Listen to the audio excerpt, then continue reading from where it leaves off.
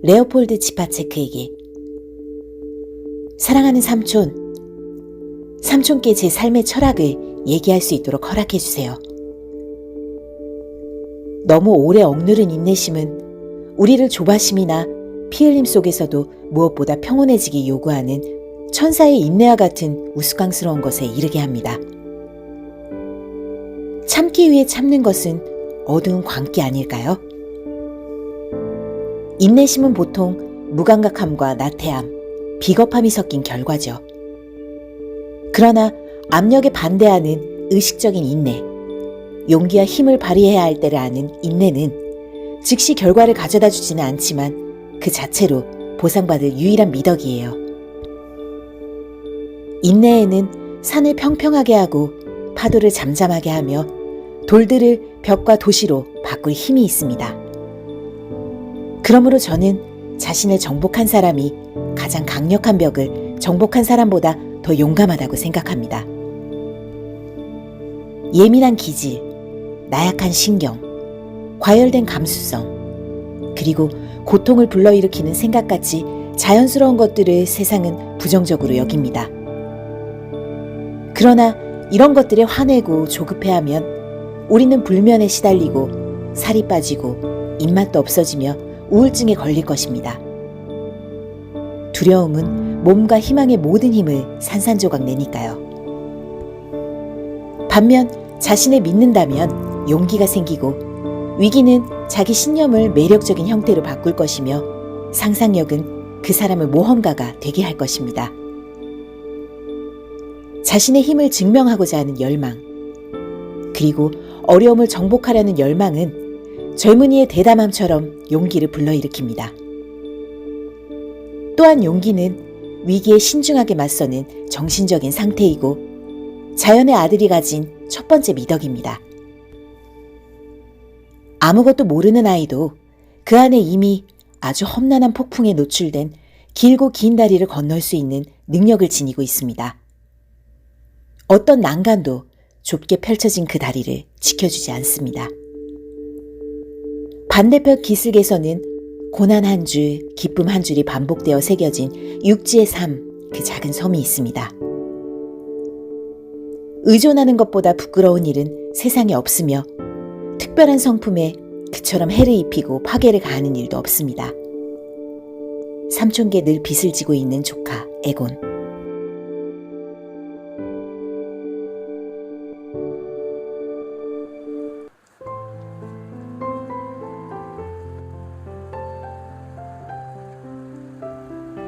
안녕하세요. 친절한 책 라디오의 책쌤입니다. 책을 통한 다양한 여행을 권하는 친절한 책 라디오.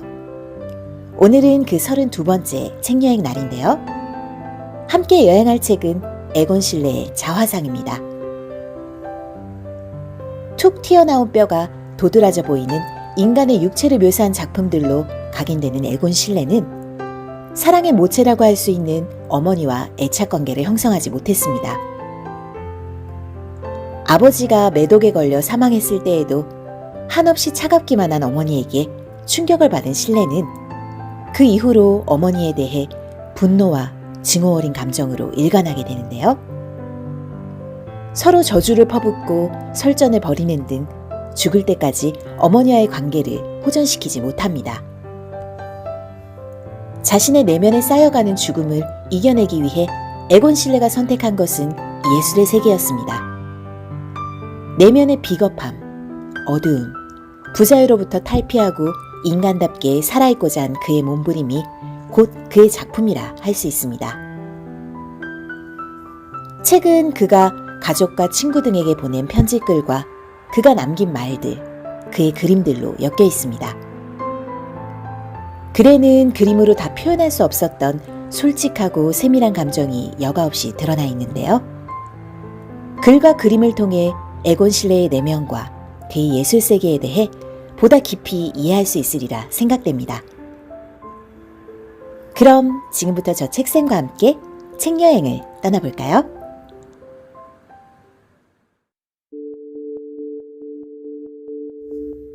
레오폴드 지아체크에게. 사랑하는 삼촌, 저는 노이렌바흐에 영원히 살러 왔어요. 제 목적은 위대한 작품을 그려내고 평화롭게 일하는 거예요. 빈에서는 그게 불가능했어요. 근 2, 3년간 제가 그리거나 쓴 모든 것들은 앞으로 무엇이 다가올 것인가에 대한 이정표에 지나지 않는 듯해요. 예술가가 세상에서 무엇보다 예술을 사랑한다면 가장 친한 친구까지도 포기할 수 있어야겠죠? 제가 삼촌댁에 가지 않는 이유는 이상한 해석이라는 건 알지만 그저 제가 반항적이기 때문이라고 상상해 주세요. 실제로 저는 인생의 모든 공격에 반항하는 중이에요. 저는 모든 실험을 해볼 필요가 있어요. 그러려면 꼭 혼자 있어야 하고요. 저는 나태해져서도 흐트러져서도 안 돼요. 오로지 제 생각을 지배해야겠어요. 벌써 여러 목표를 달성하기도 했어요. 저는 예술적으로 크게 성장했고 많은 경험을 쌓았답니다. 그리고 끊임없이 예술의 상업성에 맞서 싸운 저 자신을 통해 더욱 높은 수준의 단호한 성품을 얻어서 기뻐요. 제 몇몇 단상을 아래에 적어드려요. 예술에 목마르지 않은 이들은 퇴행하고 있는 것과 같다. 편협한 사람들만이 예술작품의 효과를 비웃는다. 예술작품 그 속을 보아라. 당신이 할 수 있다면. 나는 세상의 소수만이 예술을 알아볼 수 있다는 사실이 만족스럽다. 이는 예술의 본질이 신성하다는 것을 나타내기 때문이다. 예술가는 언제나 살아있을 것이다. 나는 현대예술이란 존재하지 않으며 오직 영원한 예술이 있다는 것을 알고 있다. 예술작품의 설명을 요구한 사람은 절대 만족할 수 없을 것이다. 그는 그것을 이해하기에 아직 너무 좁다. 나는 모든 몸이 바라는 빛을 그린다. 나는 내 살아있는 작품의 웅장함에 겁먹을 정도의 수준까지 도달할 것이다. 살아있는 단 하나의 작품은 예술가를 불멸의 존재로 만들기에 충분하다. 예술가들은 내면이 넘치도록 차 있어서 자신들을 세상에 내놓아야 한다. 예술은 적용될 수 없다. 내 그림들은 사원 같은 곳에 놓여야 한다.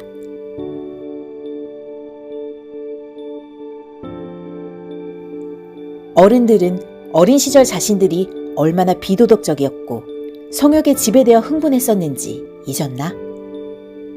그들은 어린 시절의 끔찍한 열정이 얼마나 그들을 불태우고 고문했는지 잊었나? 나는 그 고통을 혹독하게 느꼈기 때문에 잊지 않았다. 마리 실레에게 제가 하는 일이 저를 돌보고 있습니다. 저 자신 말고는 어떤 선생도 필요하지 않으며 어디서 오는 것이든 반대는 거부합니다. 돈을 보내지 않은 것은 제 잘못입니다. 하지만 솔직히 말해서 어머니의 상황은 제가 겪고 있는 것만큼 위험하지는 않아 보입니다. 최악의 상황이 생긴다 해도 똑똑한 페슈카가 어떻게든 위기를 모면하게 해줄 수 있다고 믿고 있습니다. 굶고 사는 일은 없을 거예요. 오늘 저녁 갈게요. 에곤 실레. 마리 실레에게 사랑하는 어머니, 무슨 말씀이신지 전부 알아들었습니다. 저도 행동을 취하고 싶습니다. 믿어주세요. 저는 세상이 가진 즐거움을 만끽하고 싶습니다. 세상 덕분에 저는 창작을 할 수 있고 이 즐거움을 빼앗으려는 자들은 누구든 저주받을 거예요. 저는 아무것도 없이 시작했고 누구도 저를 도와준 적이 없었으며 제 존재는 오로지 저 자신의 힘으로 일군 것입니다. 저는 지금 가진 돈이 없어요. 저도 하루하루 살아가고 있습니다. 그게 제가 가진 즐거움의 전부예요. 어머니께서는 알지도 못하면서 끝없이 저를 괴롭히네요.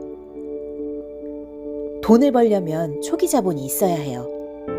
어째서 어머니께선 저를 도와주지 않는 건가요? 인내심 좀 가지세요. 작은 일에 감사해 보세요. 그렇게 될 것이고 그럼 행복해질 거예요. 제발 방에만 계시지 말고 밖에 좀 나가요. 누군가 저의 감정과 죽음의 기억들을 의심할 때면 가슴에 칼이 꽂히는 것 같아요. 저는 눈물을 흘리며 울지도 않고 돈에 대한 기억을 떠올리지도 않아요. 누가 아나요? 대체 누가 절 알죠? 세상에 특별한 건 없어요. 살고 죽는 것, 그게 아름다운 거죠. 그 둘만을 기쁨으로 기다리고 있습니다. 작은 것들이 모이면 무언가 되겠죠. 그때 제가 돈을 가지고 있다면 그 즉시 전부 다 드릴게요. 하지만 시간이 좀 필요합니다. 돈이 생기면 그 돈으로 아버지의 무덤부터 정돈하는 것이 저의 첫 번째 계획이라는 것을 믿어주세요. 그렇지만 저는 돈반석 위에 있는 것도 아니고 동전 한 입 모아둔 것이 없습니다. 진심을 담아서 에곤.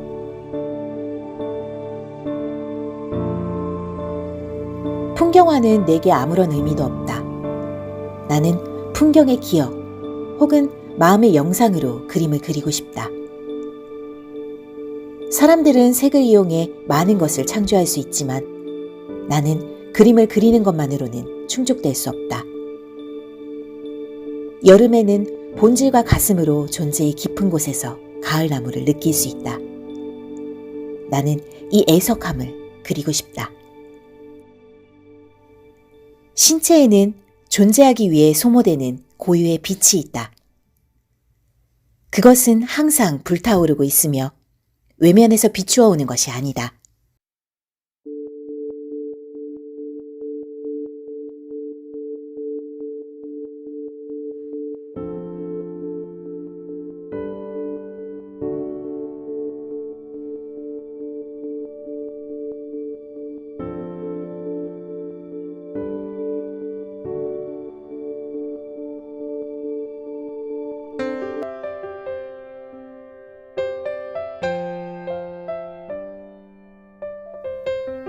사람이 죽어서 다른 사람에게 남기는 건 결국 시간이 아닌가 싶습니다. 그 중에서도 다른 사람의 마음에 자신을 창조한 시간이요. 실내의 시계는 28년째 해에 멈췄지만 그가 창조한 시간은 그림으로, 시로, 또 편지로 남아 영원히 사는 것을 봅니다. 사랑받고 사랑하기 위해 끝없이 깨지기를 반복했던 실내. 그는 끝을 알 수 없는 싸움을 평생 계속하였습니다. 신체에는 존재하기 위해 소모되는 고유의 빛이 있다. 그것은 항상 불타오르고 있으며 외면에서 비추어 오는 것이 아니다.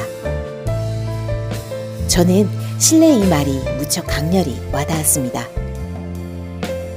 우리 내면의 고유의 빛, 그것은 외부로부터 비추어 오는 것이 아니다. 오늘 여러분은 여러분의 시간을 창조하고 계신가요? 오늘 여러분은 멈춰있지 않고 생생히 살아있나요? 친절한 책 라디오, 오늘은 여기까지. 오늘도 저와의 책 여행에 동행해 주셔서 고맙습니다.